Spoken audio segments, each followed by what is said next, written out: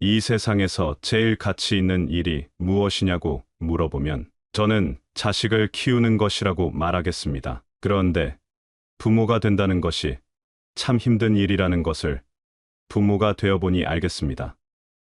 우리는 누구나 누군가에게는 자식입니다. 누군가로부터 태어나 키워졌고 그 긴 시간 동안 많은 영향을 받으며 자랐습니다. 그래서 부모는 아주 중요한 사람입니다. 한 20대 청년의 이야기를 소개하겠습니다. 이 청년의 어머니가 암 선고를 받으셨는데 자신에게 남은 시간이 얼마 없다는 것을 아시고 가장 먼저 털실을 여러 개 사셨다고 합니다. 그래서 시간이 날 때마다 털실로 머플러를 짜셔서 돌아가시기 전에 이 청년에게 머플러를 선물해주고 떠나셨다고 합니다. 그래서 이 청년은 머플러를 볼 때마다 어머니를 떠올린다고 합니다. 여러분들은 부모님을 떠올리게 만드는 무언가가 있으신가요? 다 자라서 따로 살게 되더라도 생각만 해도 그립고 마음이 따스해지는 존재가 바로 부모라는 존재지요. 부모는 아이가 생명이 위험한 순간에 자신의 생명을 아끼지 않고 당연히 내어주는 그런 존재이기도 합니다. 아이들은 태어나는 순간부터 부모가 없으면 살 수가 없고 부모의 무한한 사랑을 먹고 자라는 존재입니다. 또한 부모는 아이들에게 생명의 밧줄과도 같은 존재이지요. 아이들은 부모가 주는 아낌없이 주는 조건 없는 사랑을 통해 자라나갑니다. 부모가 주는 깊고 넓은 사랑으로 성장해 나갑니다. 그러면 아이들은 그 어린 날의 기억과 추억을 가진 채 평생을 살아가게 됩니다. 그렇다면 아이들에게 있어서 부모란 어떤 사람이어야 할까요? 아이들에게 부모는 우주입니다. 부모가 아주 편안해야 하고 사랑을 받아야 하고 존중을 받고 부모가 주는 믿음과 신뢰를 기반으로 이 인생을 살아나가는 것입니다. 이것이 잘 되면 그 과정 속에서 아이들은 안정감을 갖습니다.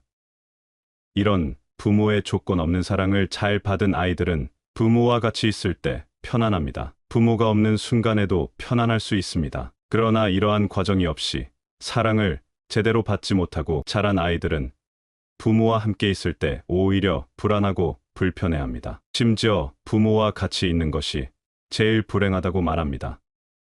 한 청년이 자신의 어린 날을 이렇게 회상했습니다. 우리 아버지는 언제나 술을 마시면 엄마를 때렸습니다. 그래서 엄마는 어느 날 짐을 싸서 집을 나가려고 했습니다. 나는 오히려 엄마가 아빠에게 맞지 않게 될 거라며 엄마에게 빨리 나가라고 했습니다. 우리는 그렇게 떠난 엄마를 이해해 보려고 노력했고 아빠에게 더 이상 맞지 않게 되어 다행이라고 생각했지만 엄마가 떠난 뒤 저는 아빠의 술주정을 고스란히 받아내야 했습니다. 그렇게 어른이 되었고 결혼을 했고 부모가 되었습니다. 물론 그때 떠날 수밖에 없었던 어머니를 이해하지만 우리를 두고 떠난 엄마를 생각해보면 어떻게 그럴 수 있었을까 하는 생각도 듭니다. 이 세상에 완벽한 부모가 과연 있을까요? 우리는 모두 자식을 사랑하지만 자식끼리 비교를 하기도 하고 어느 자식을 편애하기도 하고 때로는 화도 냈다가 비난을 퍼붓기도 합니다. 자녀가 길을 잃고 헤맬 때 따뜻하게 길을 알려주면 좋았겠지만 부모도 사실은 길을 몰라 제대로 가르쳐주지 못하고 같이 헤매기도 합니다. 완벽한 인간도 없고 당연히 완벽한 부모도 있을 수 없습니다.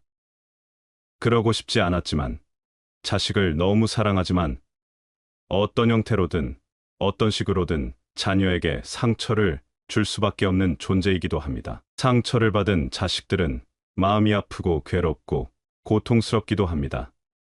우리가 어렸을 적 부모에게 받은 상처 하나쯤은 이야기해보라고 하면 다들 있으실 겁니다. 우리도 자라서 결혼을 하고 자식을 낳아보니 그때 왜 부모님께서 그랬는지 알 것도 같아서 이해해보려 하지만 그렇다고 모든 것이 깨끗하게 이해되고 용서가 되는 것은 아닙니다. 자식이 위험에 처하면 목숨도 아끼지 않는데 왜 자녀를 키우면서 상처를 주게 될까요? 한 젊은 엄마가 어릴 때 공부 잘하는 오빠와의 비교로 마음의 상처를 크게 입었던 것을 명절날 시골에 내려가서 이제는 노인이 된 엄마에게 어릴 적 받았던 상처를 울면서 이야기했습니다. 그런데 그 엄마는 그 사실을 기억조차 하지 못했습니다. 엄마는 본인이 얼마나 자녀들을 사랑했는지와 좋은 추억들을 많이 기억하고 계셨습니다. 이렇듯 부모는 잘해준 것들을, 자식은 부모가 자기에게 상처 주거나 잘못해준 것만을 기억하는 것이 대부분인 듯합니다. 기억이라고 하는 것이 정서적인 것이므로 같은 추억을 공유하고도 다르게 기억할 수 있고 변형되거나 심지어 왜곡될 수도 있습니다. 자식을 너무 사랑하지만 사랑하는 대상일수록 불안감 또한 높다고 합니다. 왜냐하면 더 잘 키우기 위해서 그렇습니다. 우리는 늘 우리 아이들이 어떻게 될까봐 두렵고 걱정이 됩니다. 한 젊은 아빠는 어린 시절에 부모님의 잦은 다툼으로 마음이 늘 불안하게 자랐고 권위적인 아빠였기에 어떠한 대화다운 대화도 해본 적이 없다고 합니다. 그래서 자신이 아빠가 된 후에는 정말 다정하고 친절한 아빠가 되겠다고 다짐했답니다.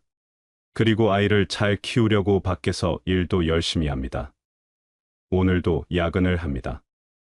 돈을 벌어 아이가 원하는 것 하나라도 더 해주고 뒷바라지를 잘하려면 돈을 열심히 벌어야 한다고 생각합니다. 그러나 퇴근을 하고 집에 와서 아이들이 다투기라도 하면 버럭하고 화를 잘 낸답니다. 이 아빠는 어린 시절 자신의 아빠가 했던 닮고 싶지 않았던 아빠의 좋지 않은 면을 닮아 있습니다.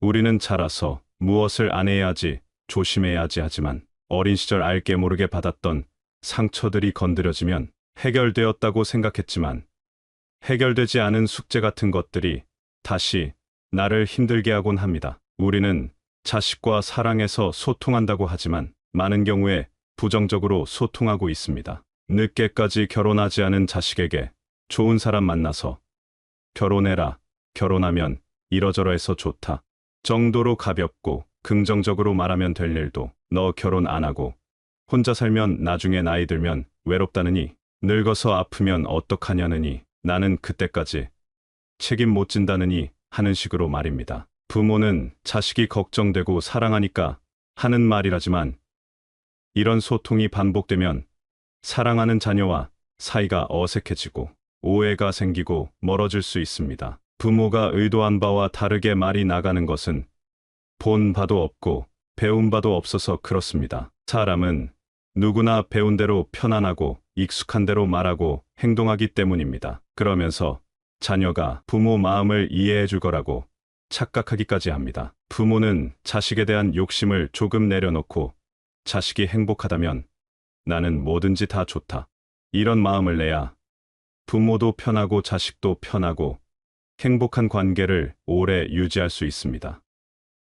부모와 자식도 피로 맺어진 관계이긴 하지만 자식이 다 크면 집에 오는 손님처럼 대하라라는 말도 있습니다. 그러니 어릴 때는 무한한 사랑을 주고 다 크면 자식의 행복만을 빌어주고 간섭하지 않는 것이 좋습니다. 자식이 행복할 때 부모도 온전히 행복할 수 있다는 사실을 잊으면 안 되겠습니다. 부모가 키웠지만 자식을 다 안다고 착각하면 안 됩니다.